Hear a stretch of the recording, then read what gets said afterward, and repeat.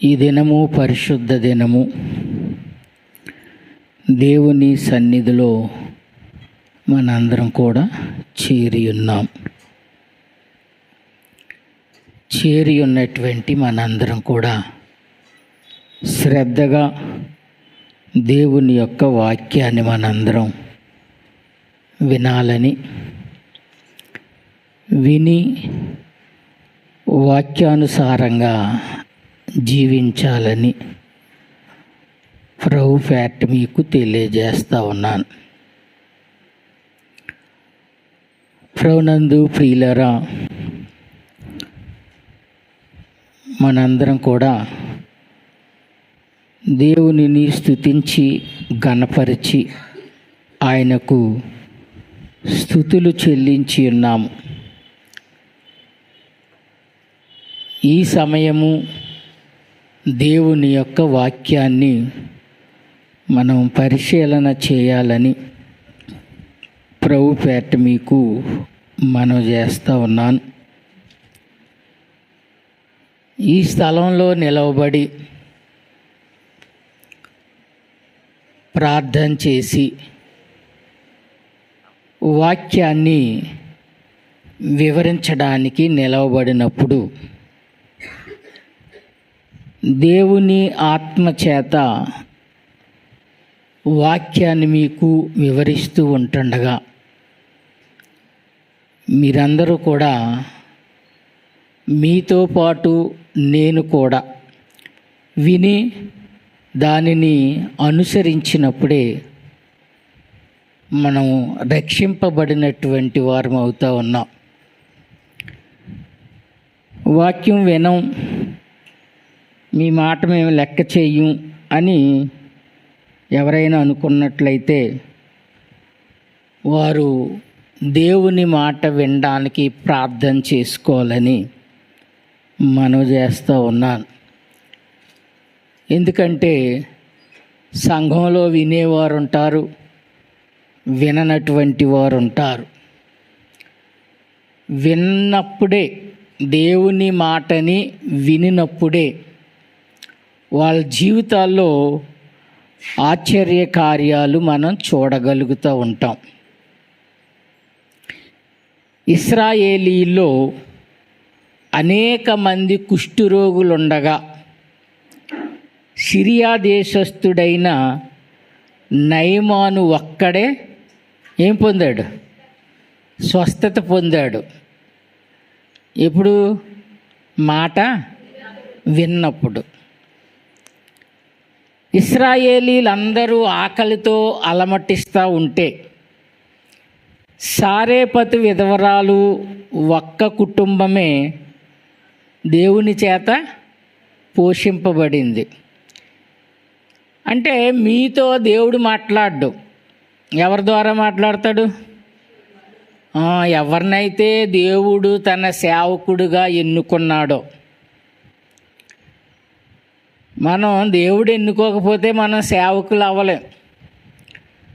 దేవుడు పిలవకపోతే మీరు ఇక్కడ ఏం చేయరు? కూర్చోండ్రు. దేవుడు పిలిచాడు కనుక మనం ఇక్కడ కూర్చోగలిగాం.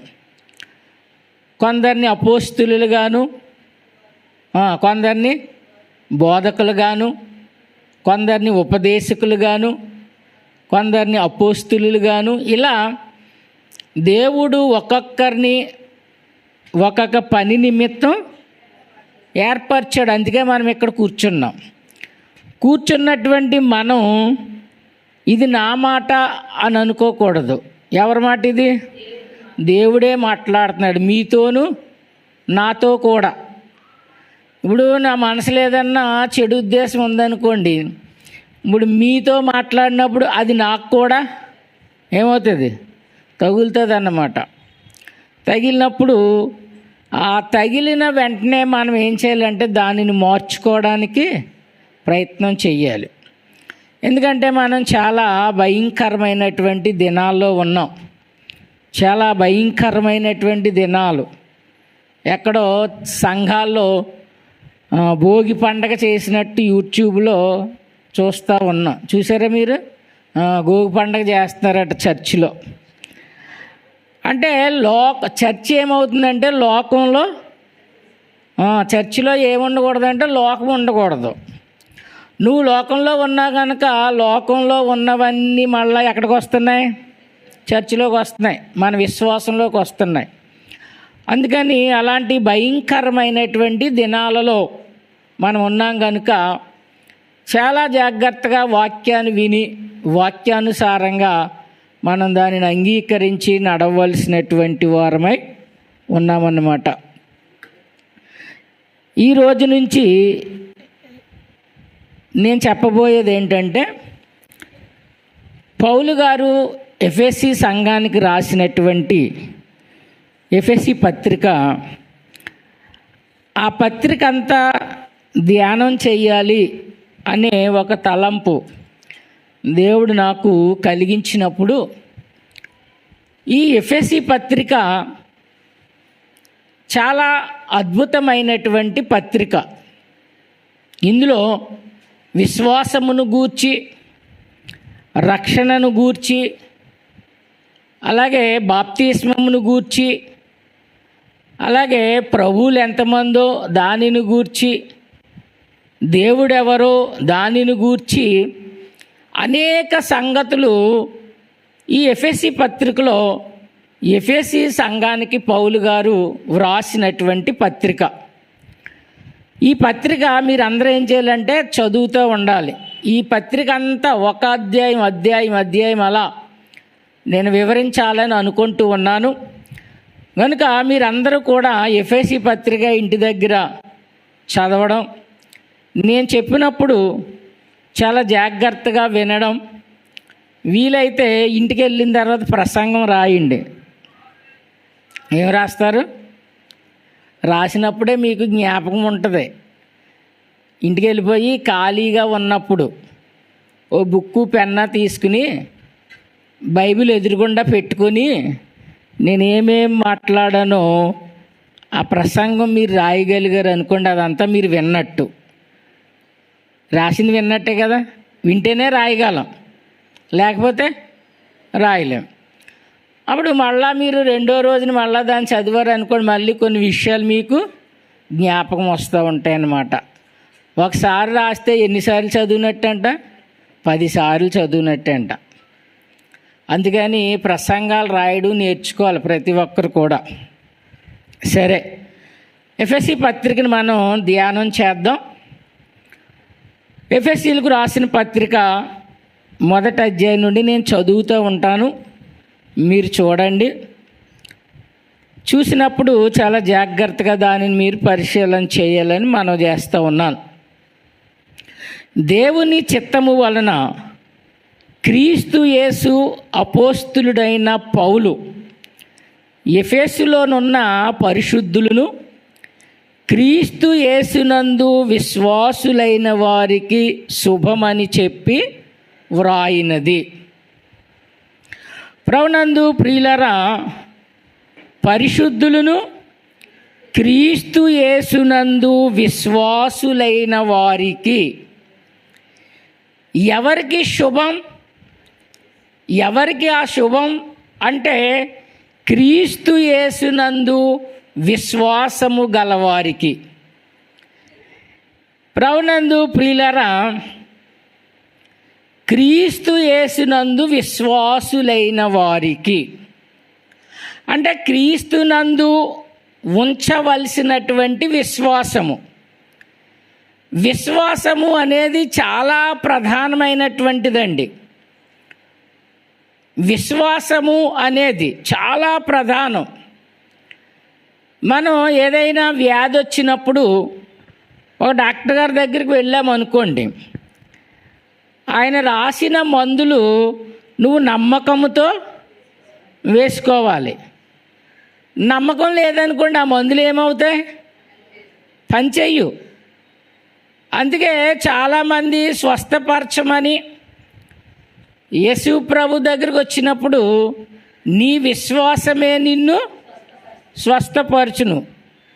ఇప్పుడు ఒక స్వస్థత కార్యం నీకు జరగాలి అని అనుకుంటే విశ్వాసం ఉంచాలి, విశ్వాసంతో ప్రార్థన చేయాలి.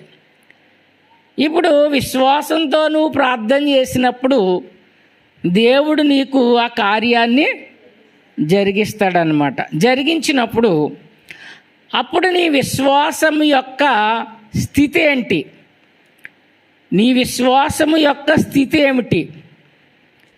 విశ్వాసము అని అనగానే ఈనాడు చాలామంది సాక్ష్యాలు చెప్తూ ఉంటారు. ఏంటి మీ విశ్వాసము అని అంటే, నాకు చాలా వ్యాధి కలిగిందండి, ఎన్నో హాస్పిటల్ తిరిగాను, ఎంతోమంది డాక్టర్లు కలిశాను. డాక్టర్లు చివరికి ఏమన్నారంటే, మా వల్ల కాదు ఇది, నీకు దేవుడే దిక్కన్నారు. అప్పుడు నేను చాలా దేవుళ్ళ దగ్గరికి వెళ్ళాను, ఏ దేవుడు కూడా నాకు స్వస్థత కలిగించలేదు. అప్పుడు యేసు ప్రభు దగ్గరికి వచ్చాను, ప్రార్థించినప్పుడు నాకు స్వస్థత కలిగింది. అందుకని యేసు ప్రభు దేవుడు, యేసు ప్రభు దేవుడు. లేకపోతే చాలా అప్పులతో ఉండిపోయాను నేను, ఆ అప్పులు తీర్చే మార్గం లేక చనిపోవడానికి కూడా నేను సిద్ధపడ్డాను. అలాంటి సమయంలో ఎవరో చిన్న కరపత్రం ఇస్తే ఆ కరపత్రం చదివి నేను ఒక చర్చికి వెళ్ళాను. అప్పుడు నా అప్పులన్నీ తీరిపోని, అందుకని ఈయన దేవుడు. ఇది ఈ విశ్వాసము బైబిల్ ప్రకారంగా ఈ విశ్వాసము వాస్తవమైనది కాదన్నమాట. ఎందుకు కాదు అని అంటే, అసలు దేవుణ్ణి వదిలేస్తున్నాం మనం. ఎవరిని? అసలు దేవుణ్ణి వదిలేసి యేసు ప్రభునే దేవుడు అని అనడానికి కారణం ఏంటంటే, వీళ్ళు ఏదో ఒక విశ్వాసంలో నిలబడిపోయి ఆ విశ్వాసం నుండి అక్కడి వరకే ఏం చేస్తున్నారు? ఉండిపోతున్నారు అన్నమాట. కానీ ఆ స్వస్థత వెనకాల, లేకపోతే ఆ అప్పులు తీరిన తర్వాత నీవు విశ్వసించవలసినటువంటి విశ్వాసం అనేది ఒకటి ఉందన్నమాట. మొన్న శుక్రవారం చూసాం. ఏమని? చూచు కన్నులు ఇమ్మని ఎవరు ప్రార్థన చేశారు? దావీదు ప్రార్థన చేస్తూ ఉన్నాడు. అంటే ఏదైనా నీకు ఒక కార్యం జరిగితే ఆ కార్యం దగ్గరే ఆగిపోకుండా ఆ కార్యం వెనకాల నువ్వు చూడాల్సినటువంటిది ఏదో ఒకటి ఉంది. అది చూడగలిగితే అదే విశ్వాసము. అది చూడాలి. అది శరీర ప్రకారంగానో లోకానుసారంగానో కనబడదు. అది నువ్వు దేవుని ఆత్మను పొందుకున్నప్పుడు, నువ్వు పరిశుద్ధంగా ఉన్నప్పుడు, నువ్వు విశ్వాసంతో ఉన్నప్పుడు ఆ కార్యం వెనకాల నువ్వేది చూడాలో దేవుడు దానిని చూపిస్తూ ఉన్నాడన్నమాట. అందుకని ఇక్కడ విశ్వాసము అనేది అనేక రకాలుగా ఉంది. ఒకళ్ళేమో స్వస్థత పరిచాడు గనక యేసు ప్రభు దేవుడు అంటున్నారు, కొందరేమో అప్పులు తీరిని గనక యేసు ప్రభు దేవుడు అంటున్నారు, కొందరు భూ సంబంధమైనవేవో విషయాలు నెరవేరితే అవి యేసు ప్రభు దేవుడు అనే ఆ మాట మనకు కనబడతా ఉందన్నమాట. అందుకని ఇప్పుడు విశ్వాసము అనేది చాలా ప్రధానమైనటువంటిది అని మనం చెప్పుకున్నా ఉన్నాం. అయితే విశ్వాసము అని అనగానే బైబిల్ ఇచ్చే అర్థం ఏంటంటే, హెబ్రీలకు రాసిన పత్రిక. ఇవి మీరు చాలా జాగ్రత్తగా రెఫరెన్స్లు రాసుకోవాలి. మళ్ళా మీరు ధ్యానం చేస్తే మీ హృదయంలో స్థిరపరచబడతాయి. అప్పుడు మీకు పరిపూర్ణమైనటువంటి విశ్వాసం కలుగుతూ ఉందన్నమాట. ఈ 1వ వచనంలో ఏముందంటే, విశ్వాసం అనున్నది నిరీక్షింపబడు వాటి యొక్క నిజస్వరూపము. నీ విశ్వాసం ఏమిటి అని అంటే, నిరీక్షణలో ఉంది నీ విశ్వాసం. అప్పులు తీర్చాడు అన్నది విశ్వాసం కాదు, స్వస్థత పొందాను అన్నది విశ్వాసం కాదు. ఈ స్వస్థత దేనికి అని అంటే నీ విశ్వాసాన్ని నిరూపించుకోవడానికి. ఏమిటి? దేవుడు ఎంత శక్తి కలిగిన వాడు అని నీవు నిరూపించుకోవడానికి ఈ స్వస్థతలైనా అప్పులు తీర్చడమైనా ఏదైనా. కానీ విశ్వాసానికి అర్థం ఏంటంటే నీ ఒకటి నిరీక్షిస్తూ ఉన్నావు. నిరీక్షణ అనగా ఎదురు చూడడం. ఈ నిరీక్షణ ఎప్పుడు తెలుస్తుంది అంటే మనకి యవనస్తులుగా ఉన్నప్పుడు పెళ్ళి కుదిరింది అనుకోండి, అప్పుడు మొదలవుతుంది నిరీక్షణ.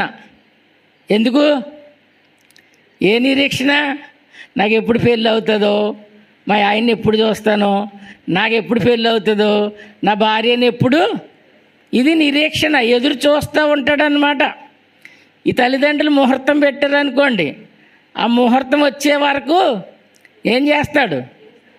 చాలా కలలుగా నేస్తూ ఉంటాడు. ఎందుకంటే ఇది ఒక నిరీక్షణ, ఇది కనబడుతుంది. కానీ విశ్వాసము అనేది నిరీక్షింపబడు వాటి యొక్క నిజస్వరూపమును అదృశ్యమైనవి యున్నవనుటకు రుజువునై ఉన్నది.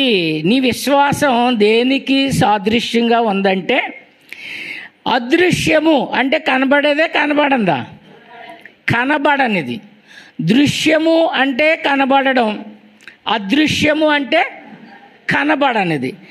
కనబడని దానిది ఏదైతే ఉందో దాని యందు నీవు నిరీక్షించి విశ్వాసము చేత నువ్వు జీవించడమే రుజువై ఉందన్నమాట. నువ్వేదో నీ కంటికి కనబడంది ఒకటి ఉంది, దానిని నిరీక్షిస్తూ నీవు విశ్వాసంతో బ్రతుకుతా ఉన్నావు. ఇప్పుడు విశ్వాసమునకు కలుగు లాభమేమిటి? ముందు చెప్పాడు కదా, శుభం. ఎవరికి శుభం? పరిశుద్ధులకి, క్రీస్తు యేసునందు ఉన్నవారికి శుభం. ఏమిటా శుభం? నువ్వు విశ్వసిస్తే నీకు కలిగినటువంటి శుభం ఏమిటి అని అంటే 2వ వచనం, మన తండ్రి అయిన దేవుని నుండి ప్రభువైన యేసుక్రీస్తు నుండి మీకు కృపయు సమాధానమును కలుగునుగాక. ఇది శుభం. ఏముంచితే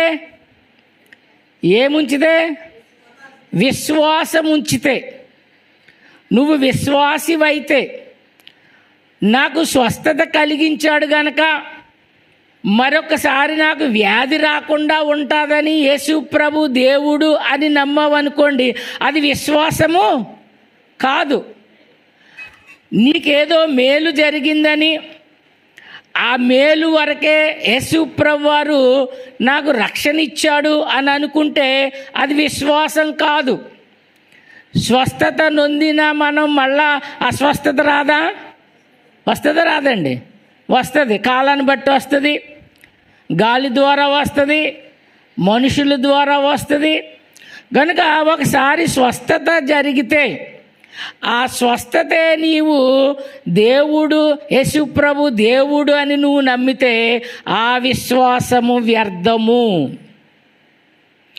ఆ విశ్వాసం ఉందనుకోండి, ఈ కాలము మట్టుకే మీరు క్రీస్తుని విశ్వసిస్తూ ఉన్నారన్నమాట, ఈ కాలానికి సంబంధించి. కానీ అదృశ్యమైనటువంటి కాలంలో దేవుని రాజ్యం అనేది ఒకటి ఉంది. దాని కొరకు గనక నువ్వు ప్రయాసపడి ఆయన యందు విశ్వాసం ఉంచితే ఏం కలుగుద్దట? కృపయు సమాధానము. కృప అంటే నిత్యజీవం. ఒకసారి రిఫరెన్స్ చెప్పేద్దాన్ని రాసుకోండి. రోమీలకు రాసిన పత్రిక 6వ అధ్యాయము 23వ వచనంలో ఏముందంటే, అయితే దేవుని కృపావరము మన ప్రభువైన క్రీస్తు యేసునందు నిత్య జీవము. కృప అంటే ఏంటంటే అండి, దేవుని కృపావరము. దేవుడిచ్చే ఆ కృపావరం ఏంటంటే మన ప్రభు అయిన క్రీస్తు యేసునందు నిత్య జీవము. రిఫరెన్స్ రాసుకోండి. ఆ పక్కనే తెల్లనే ప్లేస్ ఉంది కదా, అందులో రాసుకోవచ్చు మీరు చక్కగా. మళ్ళీ మీరు గ్రంథం చదివినప్పుడు 10 సార్లు చూడక్కర్లేదు. ఇప్పుడు కృప అంటే నిత్య జీవం. ఎవరి ద్వారా? ఎవరిచ్చారు? దేవుడైనటువంటి యెహోవా యేసుక్రీస్తు ద్వారా నీకు కృప ఇచ్చాడన్నమాట. ఆ కృప ఏంటంటే పాపము నుండి నిన్ను రక్షించడం. కృప ఈజ్ ఈక్వల్ టు రక్షణ. ఇప్పుడు రెండవది ఏంటంటే సమాధానము. అదే రోమపత్రిక 5:10 జానకిలాద ఎప్పుడో రాసేసుకుంది, తెలివైంది. అలా రాసుకోవాలి, ఒక్కొక్కసారి ఎక్కువ చెప్పక్కర్లేకుండా ఉంటుంది అన్నమాట. ఈ రోమీయులకు రాసిన పత్రిక 5:10 చూస్తే, ఏలయనగా శత్రువులమై ఉండగా. ఎవరికి శత్రువులమై ఉన్నాం? ఎవరికి శత్రువులమై ఉన్నాం? ఎవరికి?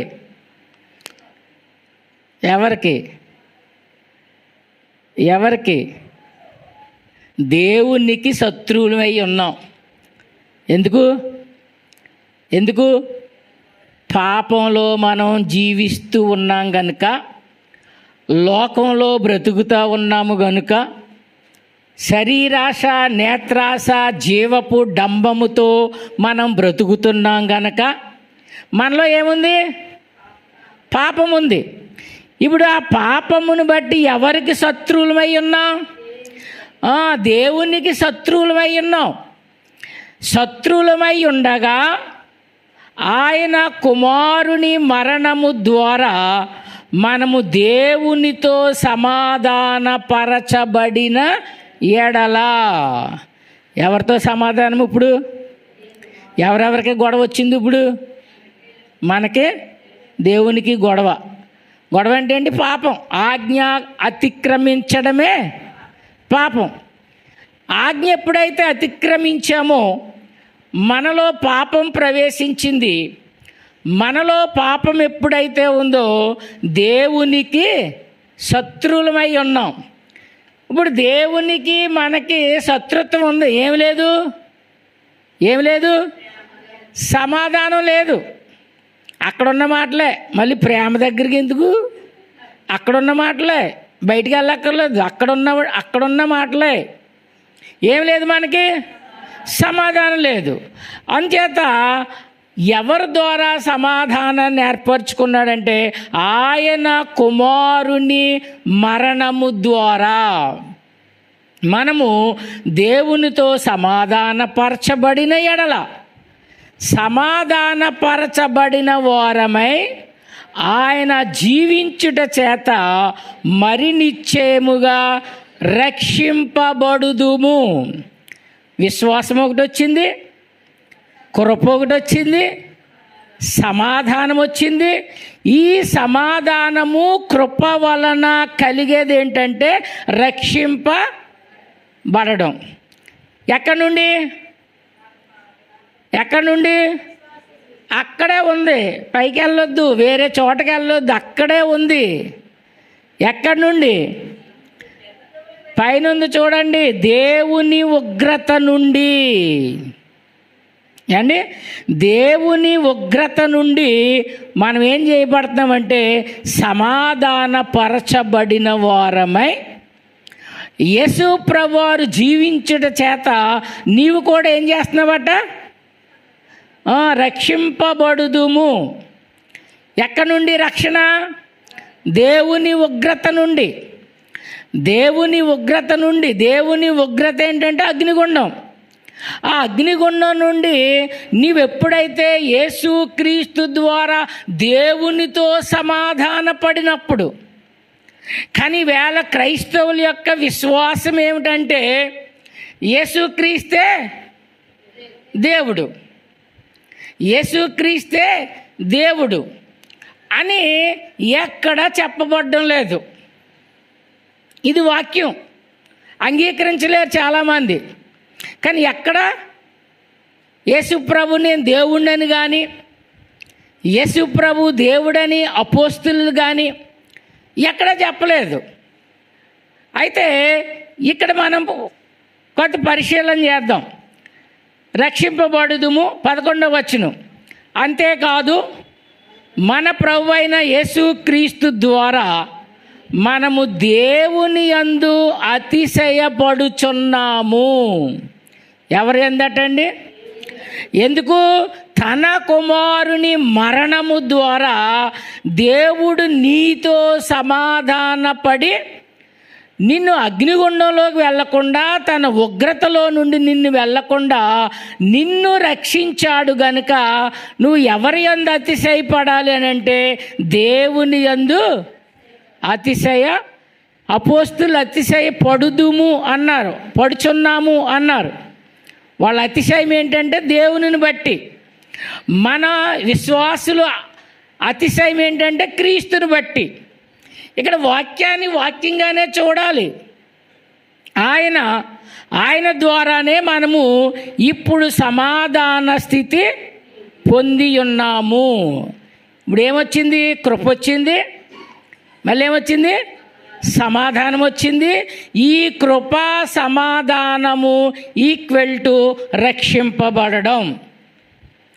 ఈ రెండు ఉండాలి. ఏముండాలి? కృప ఉండాలి, సమాధానం ఉండాలి. ఈ రెండు నీవు సంపాదించినప్పుడు నీ విశ్వాసం ఏమిటి అని అంటే దేవుని చేత నీవు రక్షింపబడి ఉన్నావు. అలా రక్షింపబడినప్పుడు నువ్వు అతిశయించు. దేనిని బట్టి? దేవుడు నన్ను రక్షించాడు అని అతిశయపడు. కానీ దేవుని మాట వినకుండా నీవు అతిశయపడ్డావు అనుకోండి, నీలో ఒక గర్వం ఏర్పడతా ఉందన్నమాట. ఒక గర్వం ఏర్పడతా ఉంది. ఆ గర్వం నిన్ను నాశనానికి నడిపిస్తూ ఉందన్నమాట. అలాగే 3వ వచనం, మన ప్రభువైన యేసుక్రీస్తు యొక్క తండ్రి యగు దేవుడు స్తుతింపబడునుగాక. 3వ వచనం, మన ప్రభువైన యేసుక్రీస్తు యొక్క తండ్రి యగు దేవుడు. ఇప్పుడు యేసుక్రీస్తుకి ఎవరున్నారు? తండ్రి అయిన దేవుడు ఉన్నాడు. ఇప్పుడు ఎవరు స్తుతించబడాలి? ఎవరికి స్తుతులు? ఎవరికి స్తోత్రాలు? ఎవరికి ఆరాధన? తండ్రికి. కానీ నువ్వు పాడే ప్రతి పాటలో యెహోవా అనే మాట ఎక్కడైనా ఉందా? ఎక్కడైనా. అందుకే నేను ఆంధ్ర క్రైస్తవ కీర్తన పుస్తకాల్లో నుండి రోజుకు ఒక పాట అయినా పాడితే మనం స్తుతి చెల్లించినట్లే, ఆరాధన చేసినట్లే. అవి లూథరన్ పాటలు కాదండి, భక్తులు రాసినటువంటి పాటలు అవి. ఈవేళ చాలామంది పాటలు రాస్తున్నాడు, వాడి జ్ఞానంతోనో వాడి తెలుగుతోనో రాస్తూ ఉన్నారు. ఈ ఆంధ్ర క్రైస్తవ కీర్తన పుస్తకాలని ఒక ఆయన అన్నాడు సినిమా పాటలు అన్నాడు. ఆయన మళ్ళీ పెద్ద సేవకుడు. ఏం చేస్తాం, మన కర్మ. సినిమా పాటలు అని చెప్పాడు, చాలామంది కౌంటర్లు వేసారులేండి అతనికి. భక్తులు ఎంతో శ్రమలకు వచ్చి అనుభవపూర్వకంగా రాసినటువంటి పాటలు. ఒక ఆయన పేరు గుర్తులేదు కానీ ఆయన యేసు ప్రభు గూర్చి తెలుసుకొని తనకున్న ఆస్తిని విడిచిపెట్టి, భార్యని విడిచిపెట్టి అలా దేశం మీద పడిపోయి సువార్త చేసుకుంటూ గడ్డం పెరిగిపోయింది, తల పెరిగిపోయింది. అలా చేస్తూ కొంతకాలానికి వాళ్ళ ఊరే వెళ్ళాడటండి. వెళ్తే ఆకలేస్తుంది అన్నమాట. ఒక ఇంటికి దగ్గర నిలబడి, అమ్మ నాకు ఆకలేస్తుంది అన్నం పెట్టు అంటే ఆ ఇల్లు ఎవరిదంటే ఆయిందే. ఆయన భార్య ఇస్తరాకులో అన్నం పట్టుకుని వస్తుంటే ఈయన అనుకున్నాడట, నా భార్య నాకు ఎంతో ప్రేమతో భోజనం తెస్తుంది, ఎంతో కాలమైంది తిని, అనుకునేలాగా అప్పుడే గేదె పేడేసిందటండి. ఈ అన్నం పట్టుకెళ్ళి పేడ మీద పెట్టి తినమందట. మీరైతే ఏం చేస్తాం? మనమైతే ఆయన అక్కడ బాసిబట్టలు వేసుకుని దేవునిని స్తుతిస్తూ, నా అన్న యేసు కాదా, నా కొరకు ఎన్నో శ్రమలు అనుభవించలేదా, ఆ శ్రమ కంటే ఈ శ్రమ గొప్పదా అని పాట రాసి భోజనం చేసాడట. అది భక్తులు రాసినటువంటి పాటలు. ఈవేళ ఏవేవో పాటలు రాస్తూ ఉన్నారు, విశ్వాసాన్ని చెడగొట్టే పాటలు. అలాంటి పాటలు సినిమా పాటలు అన్నాడు ఒక ఆయన. ప్రభునందు ప్రియులారా, ఇక్కడ యేసుక్రీస్తు యొక్క తండ్రి యగు దేవుడు స్తుతింపబడునుగాక. ఇప్పుడు యేసుక్రీస్తుకి తండ్రి అయిన దేవుడు ఉన్నాడు. తరువాత క్రీస్తుని కూడా కుమారుడైన దేవుడు అని అనొచ్చు. దేని ప్రకారం?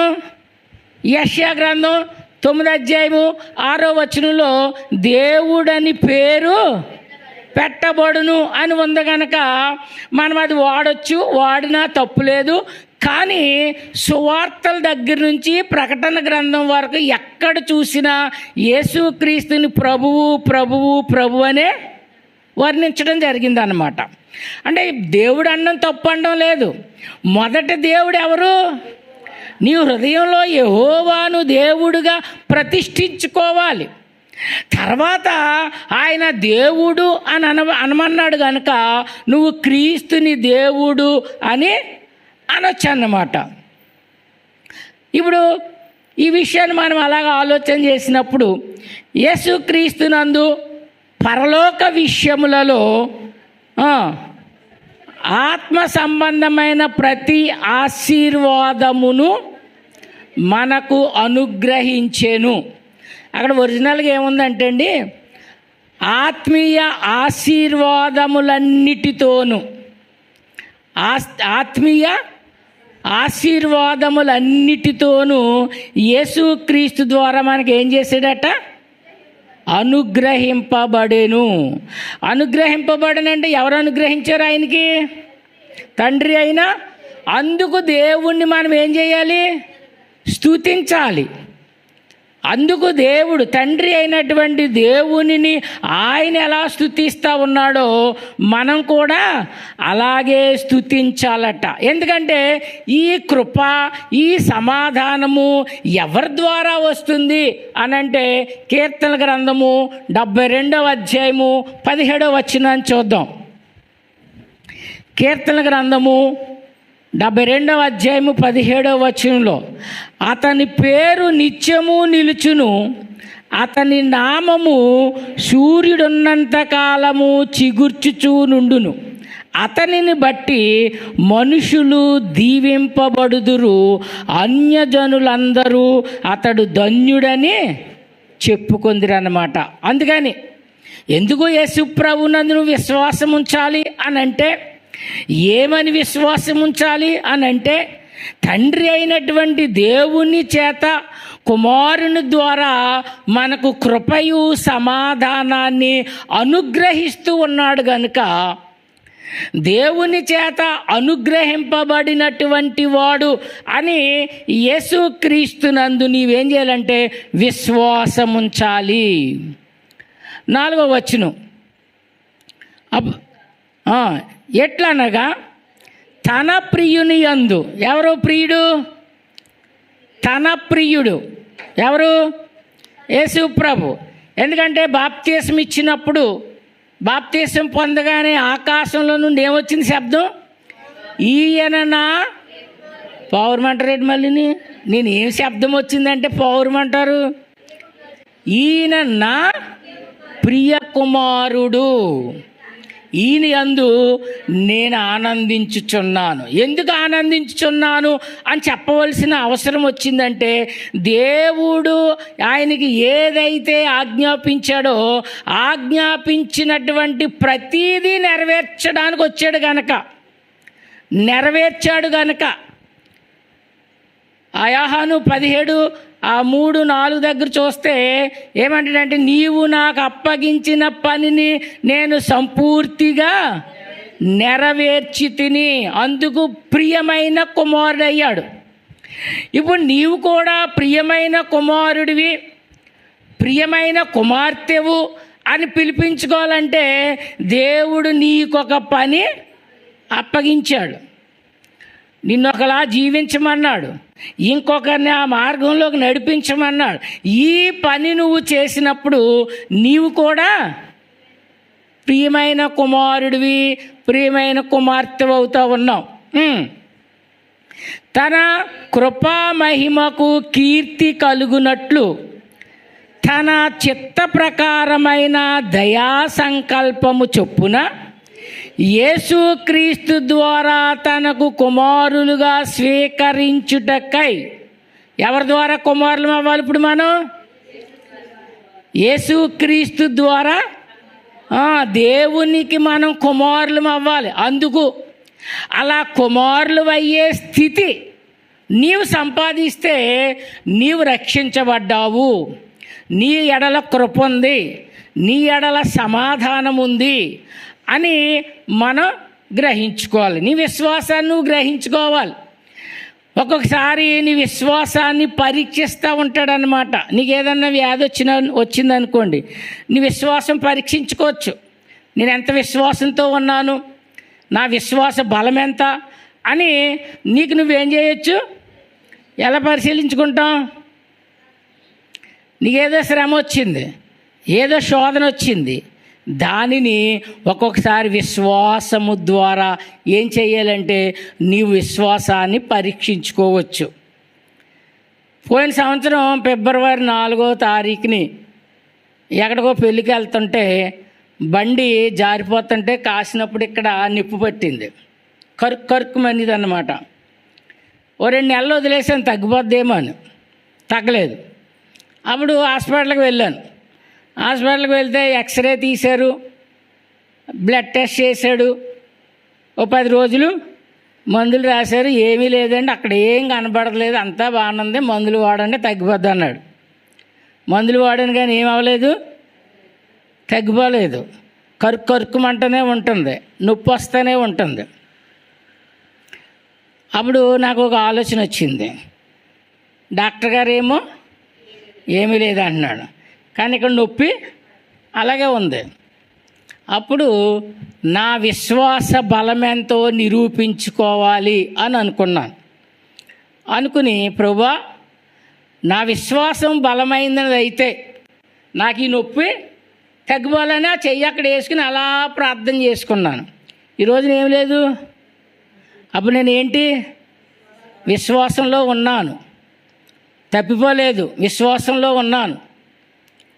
ఇలా మనం విశ్వాసాన్ని పరీక్షించుకోవడానికి, నువ్వు విశ్వాసంలో ఉన్నావో తప్పిపోయావో తెలుసుకోవడానికి దేవుడు నీకు శ్రమలు వస్తూ ఉంటాయి. యోబు పరిశుద్ధుడే కాదా, కానీ విశ్వాసంలో స్థిరపడడానికి సాతాను చెప్పిన మాటను బట్టి యోబుని పరీక్షించాడు, నిలబడ్డాడు, విశ్వాసాన్ని ప్రకటించుకున్నాడు. అలా మనకు కూడా ప్రతి ఒక్కరికి ఏదో ఒకటి ఉంటుంది నీ విశ్వాసాన్ని పరీక్షించుకోవడానికి. నీ విశ్వాస బలం ఎంత, నువ్వు విశ్వాసంలో ఉన్నావో లేదో పరీక్షించుకోవడానికి నీకు కూడా ఒక్కొక్కసారి శ్రమలు వస్తూ ఉంటాయన్నమాట. ఇక్కడ ఏమన్నాడంటే, స్వీకరించుటకై మనలను ముందుగా తన కోసము నిర్ణయించుకొని. ఇక్కడ కూర్చున్న వాళ్ళందరినీ ఏం చేశాడట? ఎప్పటి నుంచి? ముందుగానే. అంటే నువ్వు ఇక్కడికి రాకముందే దేవుని సంకల్పము నీ మీద ఉందన్నమాట. నిన్ను రక్షించాలనే కోరిక, నీకు సమాధానం ఇవ్వాలనే కోరిక, నిన్ను పాపము నుండి విడిపించాలనే ఆశ దేవునికి ఎప్పుడు కలిగిందంటే ముందుగానే నీకు నిర్ణయించుకొని. ఎప్పుడైతే మనం యేసుక్రీస్తు ద్వారా, చూడండి యోహాను రాసిన సువార్త 1వ అధ్యాయము 12లో ఏముందంటే, తన్ను ఎందరు అంగీకరించుదురో వారికందరికీ, అనగా తన నామమందు విశ్వాసముంచిన వారికి దేవుని పిల్లలగుటకు ఆయన అధికారము అనుగ్రహించెను. క్రీస్తు ప్రభునందు విశ్వాసము. ఏ విశ్వాసము? ఆయన దేవుడని కాదు, దేవుని చేత నన్ను రక్షించడానికి తన కుమారుని ద్వారా నన్ను రక్షిస్తాడు గనుక ఆ కుమారుని ఎవరైతే ఎందరు అంగీకరించితిరో. అంగీకరించడం అంటే ఆయన మాట వినడం. యేసుప్రభువారు ఏం బోధించారో, ఏం చేయమన్నారో అవన్నీ ఆయన మాటలు ఎవరమైతే విని వాక్యానుసారంగా జీవిస్తున్నామో వారు యేసు ప్రభుని అంగీకరించినట్లు. వారందరికీ, అలాగ అంగీకరించిన వారందరికీ, అనగా తన నామమందు విశ్వాసముంచిన వారికి దేవుని పిల్లలగుటకు ఆయన అధికారము అనుగ్రహించెను. రోమీయులకు రాసిన పత్రిక 8:29 కూడా చూద్దాం. ఎందుకనగా తన కుమారుడు అనేక సహోదరులలో జ్యేష్ఠుడగునట్లు దేవుడెవరిని ముందుగా ఎరిగెనో వారు తన కుమారునితో సారూప్యము గలవారగుటకు వారిని ముందుగా ఏం చేసాడట? నిర్ణయించెను. మనందరం ఒక నిర్ణయంతో ఇక్కడ కూర్చున్నాం. దేవుని నిర్ణయంలో మనం లేమనుకోండి, ఎవరి నిర్ణయంలో ఉన్నాం? సాతాను నిర్ణయంలో ఉన్నాం. దేవుడు నిన్ను నిర్ణయించాడు. ఎందుకంటే ఇదిగో నేను చెప్పే ప్రతి మాట నీవు విని ఆ మాట ప్రకారంగా నువ్వు జీవించినప్పుడు, నువ్వు బ్రతికినప్పుడు నేను నిన్ను రక్షించడానికి సిద్ధంగా ఉన్నాను.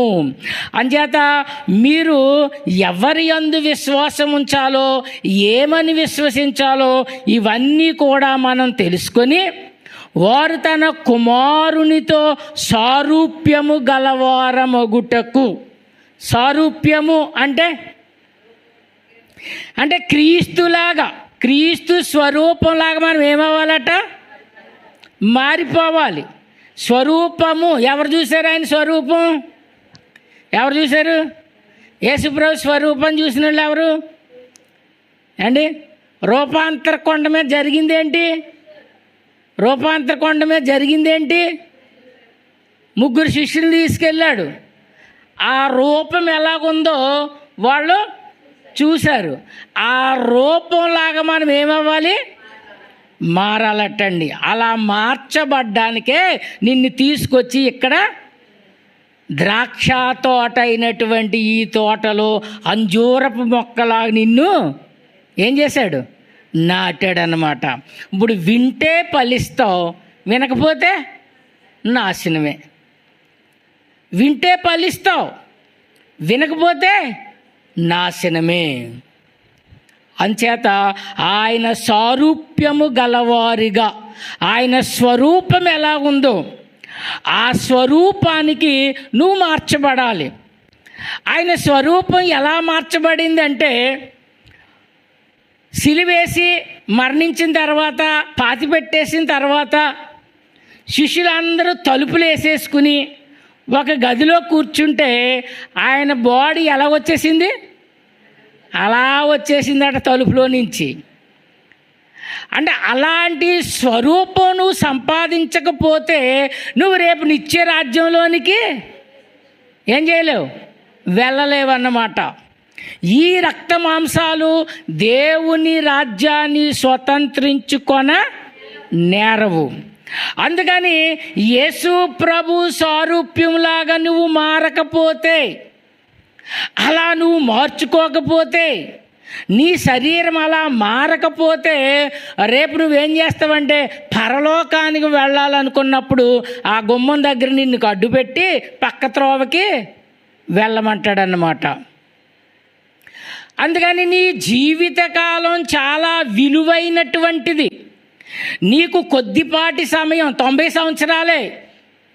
ఇంకా మనం జీవితాన్ని నాశనం చేసుకుంటే 80 సంవత్సరాలే.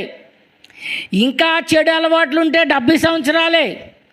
ఇలా మన ఆయుష్ తగ్గిపోతూ ఉంది. అందుచేత నీ జీవిత విలువ ఎంతంటే కొద్దిపాటిదే. నీటి మీద బుడగలాంటిది మన జీవితం. ఈ జీవితంలో నువ్వేం చేయాలంటే క్రీస్తు యొక్క స్వరూప్యములోనికి నువ్వు మారాలని దేవుడు ముందుగా నిర్ణయిస్తే నువ్వు దేవుని మాట వినాల్సినటువంటి వారమై ఉన్నామన్నమాట. 30వ వచనం, మరియు ఎవరిని ముందుగా నిర్ణయించానో వారిని పిలిచాను, ఎవరిని పిలిచానో వారిని నీతిమంతులుగా తీర్చెను.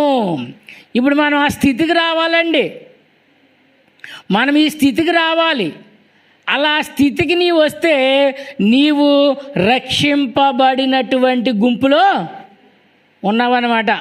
పరిశుద్ధులను, క్రీస్తు యేసునందు విశ్వాసము గలవారికి చెప్పండి, తీయాలి, మర్చిపోతాం. చిన్న పదం శుభం, శుభం అని చెప్పి శుభం. ఏంటా శుభం అంటే యేసుక్రీస్తు యొక్క స్వరూప్యంలోనికి నువ్వు మారడం. అలా మారి 6వ వచనానికి రండి. చూడండి, ఇప్పటికి ఇంకా 6 అవ్వలేదు, మనకు టైం అయిపోయింది. 6వ వచనం చదివి ముగించుకుందాం, మిగిలి వచ్చే వారం చూద్దాం.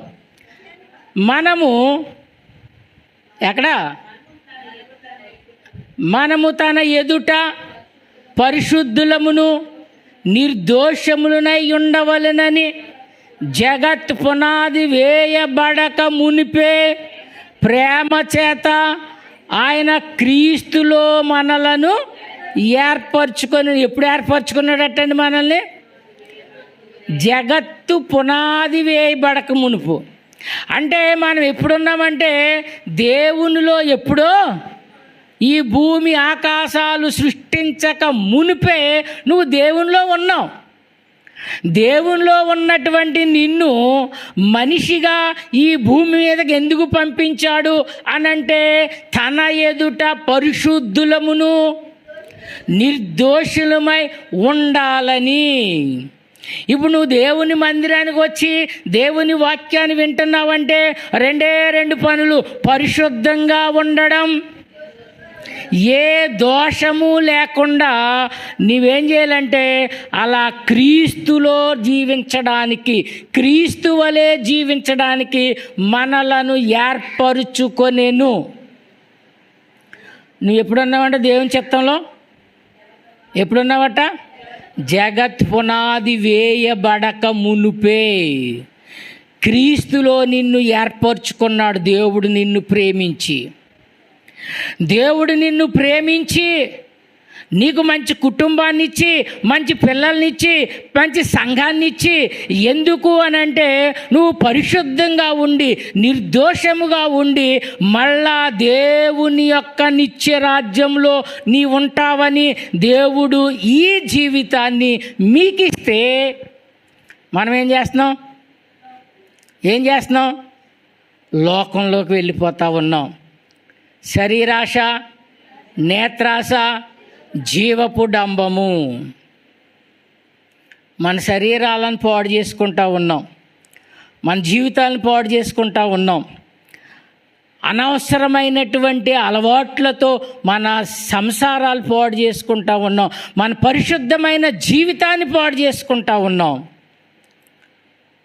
దేవుడు చెప్తూ ఉన్నాడు, నిన్నెందుకు పిలిచాను, నిన్నెందుకు ప్రేమించాను, నిన్నెందుకు పోషిస్తూ ఉన్నాను అని అంటే ఇదిగో భూమి మీదకి నిన్ను పంపిస్తూ ఉన్నాను, మళ్ళా తిరిగిరా అని నేను పిలుస్తాను నిన్ను.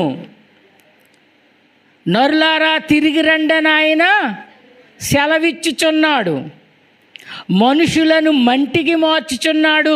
నరులారా తిరిగి రండి అని ఆయన మరలా పిలుస్తూ ఉన్నాడు. నీకు ఇచ్చిన 70 సంవత్సరాల తర్వాత నువ్వు మట్టి అయిపోవలసిందే, ఎవరమైనా సరే.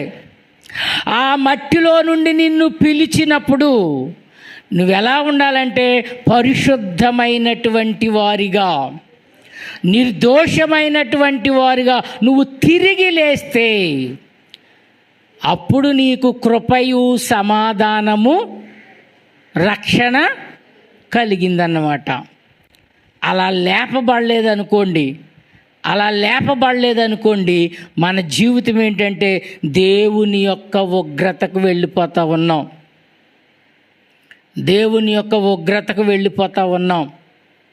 ప్రభునందు ప్రియులారా, దేవుడు మనలను పరిశుద్ధంగా జీవించమని ఆజ్ఞాపిస్తూ ఉన్నాడు. ఆ పరిశుద్ధత, ఆ నిర్దోషత్వం ఎక్కడంటే నువ్వు దేవుని యొక్క వాక్యాన్ని వినుట ద్వారా. వినుట వలన విశ్వాసము కలుగును. వినుట క్రీస్తుని గూర్చిన మాటయై ఉన్నది. నీవు ఇలా జీవించాల్సినటువంటి వారమై ఉన్నాం. దేవుడు మనకు మంచి జీవితాన్ని ఇచ్చాడండి. దేవుడు నరులను యథార్థవంతులుగా చేసాడటండి. మనం వివిధమైన తంత్రాలు కల్పించుకొని చెడు అలవాట్లకు వెళ్ళిపోయి ఈ శరీరాన్ని నాశనం చేసుకుంటున్నాం, మన కుటుంబాలను నాశనం చేస్తూ ఉన్నాం. అందుకని దేవుని యొక్క వాక్యాన్ని ఎందుకు వినాలంటే నీ జీవితాన్ని మార్చేది దేవుని యొక్క మాట. దేవుని యొక్క మాట మార్చుతూ ఉంది. ఆ మాట వింటే నీ జీవితము ఆశీర్వాదకరంగా ఉంటుంది. ఆశీర్వాదం మనందరం కూడా పొందాలని ప్రభుపేట మీకు తెలియజేస్తూ ముగిస్తూ ఉన్నాను. 6 వచనాలు అయినాయి, జ్ఞాపకం పెట్టుకోండి. మిగిలిన విషయాలు మళ్ళా మనం మాట్లాడుకుందాం. ఇందులో మీకు ఏదైనా అర్థం కాకపోతే నాకు తెలియచేయండి, దానిని మరలా వివరించడానికి నేను సిద్ధంగా ఉంటానని ప్రభుపేట తెలియజేస్తూ ముగిస్తూ ఉన్నాను. దేవుడి కొద్ది మాటలు దీవించును గాక. ఆమేన్.